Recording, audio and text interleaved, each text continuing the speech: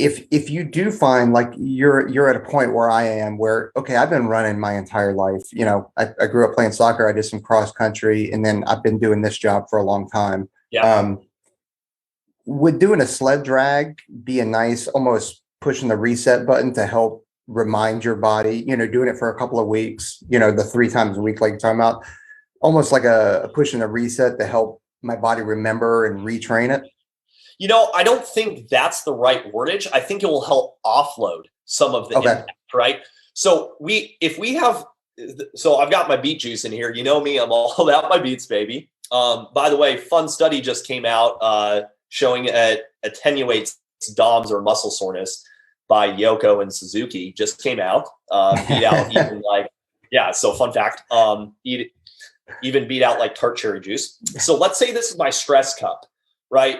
This is how much stress I can handle. It comes from my diet. It comes from traffic. It comes from what's going on in the world right now. It comes from my deadlifts. It comes from running.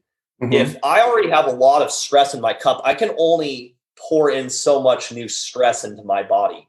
And obviously we know running is a very high impact stress. Also, running is a lot of eccentric stress. I don't think people think about running as a strength training stimulus. Yeah, you're not going to get jacked and yoked. You're not going to run and then it's going to make your deadlift go up, but it's eccentric damage into the body. So it's a very big stressor. So when we go to the sled, we remove the eccentric component or the loading in under big stretch, right? So without the eccentric component during the sled drags, you're going to get a lot of volume of the same muscles, but they're not getting that massive eccentric damage. So it's a good way of getting the same movement pattern that carries over without the eccentric. So it's a way of maintaining volume. So you can run lower miles, but still get the same output,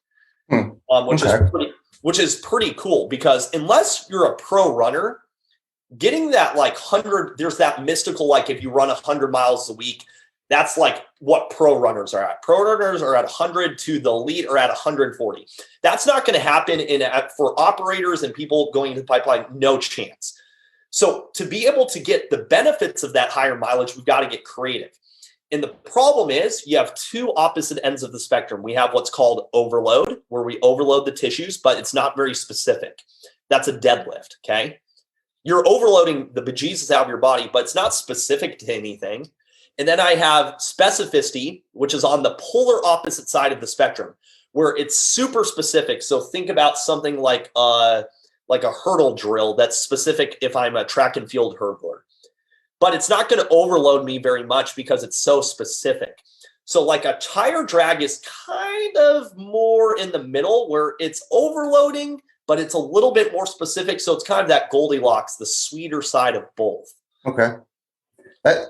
Yeah, I hadn't. I mean, obviously, I know Dan programs sled pushes, sled drags, sled pulls. Like he loves the prowler, he loves the sled.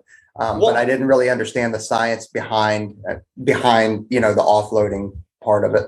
Well, it can be used. So there's just, you got to think about the risk reward, right? Because once again, what is the recovery cost? Okay, if you do a set of heavy reverse lunges, your hamstrings are going to be obliterated for 2 to 3 days. So once again, it's what's happening on Thursday, not what you did on Monday, because it's about what you do in the week that's going to be far greater than what you did on your workout on Monday morning. Because we're thinking about progress. The measure of a workout is not failure, it's progress. So everything's about progress. And so with a sled, why sleds are amazing is because there's no recovery cost. I mean, yeah, if you do it during like a water metcon, you can crush yourself with that, but there's not really a muscular cost. It's not like people do sled drags and the next day they're like, oh, I can't walk. In fact, it's the opposite. That's true. In fact, it's the opposite. You can build with that quite a bit. I will say the prowler push lunges is heinous. That is Prowler. That's once again.